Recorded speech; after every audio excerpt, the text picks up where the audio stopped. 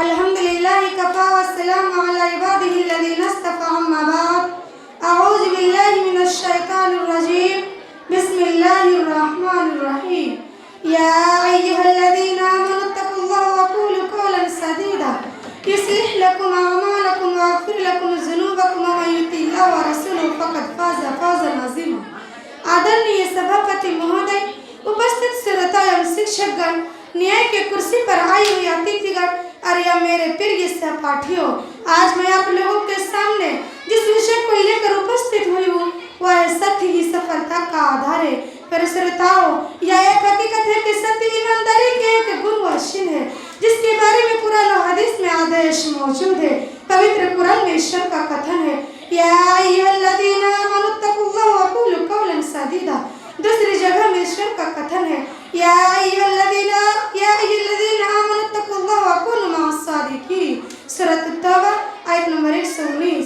इन दोनों से अर्थ निकलता है कि ईश्वर ने मनुष्य को सदा सत्य कहने का आदेश दिया है, इसलिए कि सत्य ऐसा मार्ग है कि मनुष्य को पाप करने से रोक देता है और सत्य कर्मी बना देता है।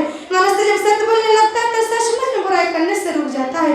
जैसे कि एक व्यक्ति मोहम्मद सल्लल्लाहु अलैहि वसल्लम के पास आया और कहा कि मेरे अंदर 4 बुरी आदतें, वह भिखारी, चोरी, शराब और झूठ बोलने की है।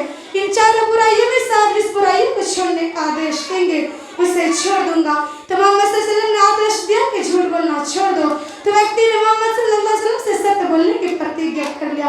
जब रात हुई, व्यक्ति शराब पीने के लिए तैयार हो गया। तब उस व्यक्ति के हृदय में बात आई कि अगर मोहम्मद सल्लल्लाहु अलैहि वसल्लम मुझसे पूछेंगे तो मैं क्या उत्तर दूंगा। यदि कहूंगा कि मैंने चोरी किया है तो हद जारी होगी, और अगर ना कहूंगा तो प्रतिज्ञा भंग होगी। इसी तरह उसने 4 बुराइयों को छोड़ दिया। मेरे प्रिय बहनों, मनुष्य सदा सत्य बोलता है और सत्य की खोज में रहता है, यहाँ तक कि ईश्वर के भी सत्य कार्य लिख दिया जाता है। ऐसे तो मनुष्य को उत्तम मकाम में पहुंचा देता है। इससे तो मनुष्य पर बड़ा प्रभाव पड़ता है, चाहे वह किसी धर्म का हो, शिक्षित या अशिक्षित, अधिकार हो या मजदूर, चोर हो या डाकू, मुस्लिम हो या हिंदू, सिख हो या ईसाई, चाहे कोई भी हो।